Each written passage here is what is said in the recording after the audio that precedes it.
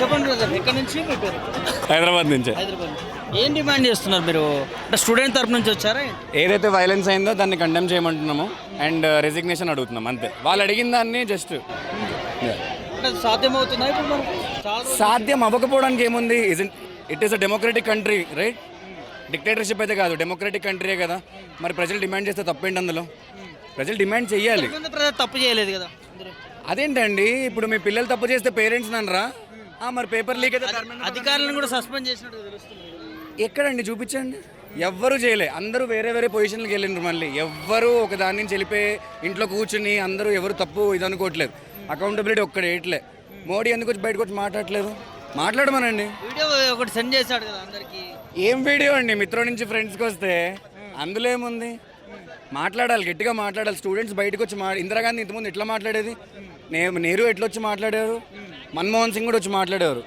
ఇతను ఎందుకు మాట్లాడలేదు? ఇంత జరుగుతున్నా ఎందుకు రావట్లేదు అనుకో, అంటే మీరు అంటే భయమా లేకపోతే వీళ్ళేం చేస్తారులే అనే ఒక నిర్లక్ష్యం? ఢిల్లీలో కనిపించింది కదా ఏం చేసిండ్రు, అదే అవుతుంది. మాకందరికీ సపోర్ట్ ఉంటే మేము ఢిల్లీ వెళ్తాం, సపోర్ట్ లేక మేము హైదరాబాద్లో చేస్తున్నాం. పక్క సపోర్ట్ ఉంటే వెళ్తుంటాం. ఢిల్లీకి వెళ్ళి కూడా ధర్నా చేస్తారా? పక్క స్టూడెంట్స్ అంటే ఆషామాషి కాదు కదా, ఆల్ ఓవర్ ఇండియా ఎంతమంది స్టూడెంట్స్ ఉన్నారు. అండ్ అక్కడ వాళ్ళు ఏదైతే చేసిండ్రో ఇట్స్ వెరీ బ్రేవరీ.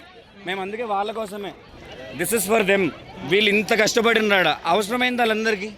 ఎవ్వరికీ అవసరం లేదు అక్కడ వెళ్ళి చేయడానికి. But they did it just for every one in this country. So at least మనం వాళ్ళకైనా నించోవాలి.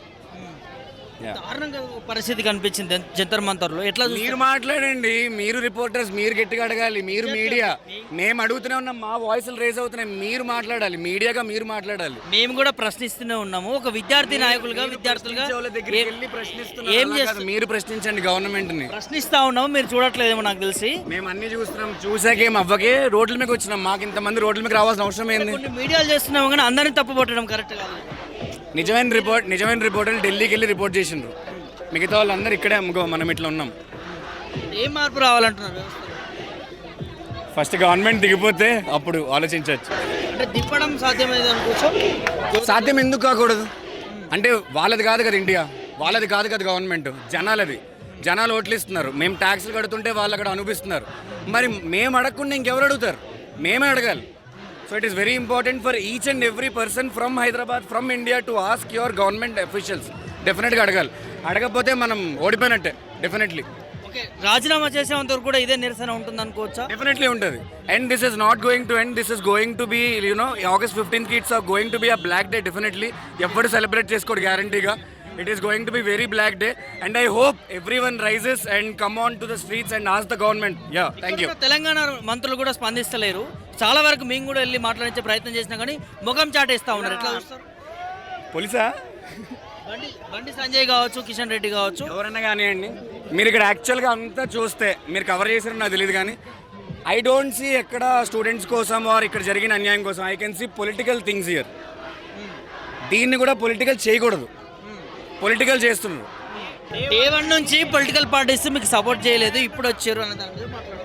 20th July జరిగేంత వరకు అసలు ఇండియాలో ఎవరికి అసలు అది జరుగుతుంది అంత పెద్ద మూమెంట్ అయితే ఎవరికి తెలియదు. అవునా కదా? 20th July జరిగిన తర్వాత బాలీవుడ్ సెలబ్రిటీలు అయినా, ఎడ్యుకేటర్స్ అయినా, ఫిజిసిస్ట్, ఎకనామిస్ట్, వార్ వెటరన్స్ అందరూ వచ్చి ఎందుకు మాట్లాడుతున్నారు? ఆ రోజు వరకు అయితేనే ఎవరికి తెలియదు. 18th ఆయన్ని పట్టుకెళ్ళిపోయారు, సోనం గారిని, రైట్? 20th ప్రొటెస్ట్ జరిగే ముందు అభిజిత్ని పట్టుకెళ్ళిపోయారు. It is very convenient for them.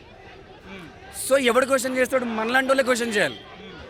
So ఇప్పుడు వచ్చి బీఆర్ఎస్ పార్టీ కూడా మాట్లాడుతూ ఉన్నది కదా, దీన్ని ఎట్లా చూస్తారు? అంటే మొదటి నుంచి సపోర్ట్ చేయలేదు. సపోర్ట్ చేస్తున్నారు, చేయనివ్వండి. But I don't see a protest agenda, I see a political agenda here. Political agenda ఉండకూడదని మీరు భావిస్తున్నారు? డెమోక్రటిక్ రైట్ మాట్లాడుతున్నప్పుడు పొలిటికల్ ఎజెండా ఎక్కడి నుంచి వస్తుంది? రాకూడదు. ప్రజలు అడుగుతున్నారు, మీ పార్టీ ఏం చేస్తుంది, మీ పార్టీ ఏం చేస్తుంది అడగట్లేదు, ఎవడేం చేయట్లేదు అని చెప్పి అడుగుతున్నారు. సో అది మెయిన్ ఇంపార్టెంట్. కేటీఆర్ స్పీచ్ చూసారా? చూసాను. ఏమనిపించింది? బాగా మాట్లాడండి, వెల్ రిటర్న్. యా, ఏం చెప్తారు ఫైనల్గా ఈ పోరాటం ఎట్లా ముందుకు వెళ్తుంది? సపోర్ట్ చేయాలి, అందరూ మాట్లాడాలి, అందరూ నోరిప్పాలి. అందరూ నోరిప్పి బయటకు వచ్చి మాట్లాడితేనే అవుతుంది. దొరికినంత వరకు మీరు అందరికీ సపోర్ట్ చేయండి, దొరికినంత మీ ఫ్రెండ్స్ అందరికీ ఎడ్యుకేట్ చేయండి. Don't let anyone suppress you. అంతే, పైకి రండి. Thank you.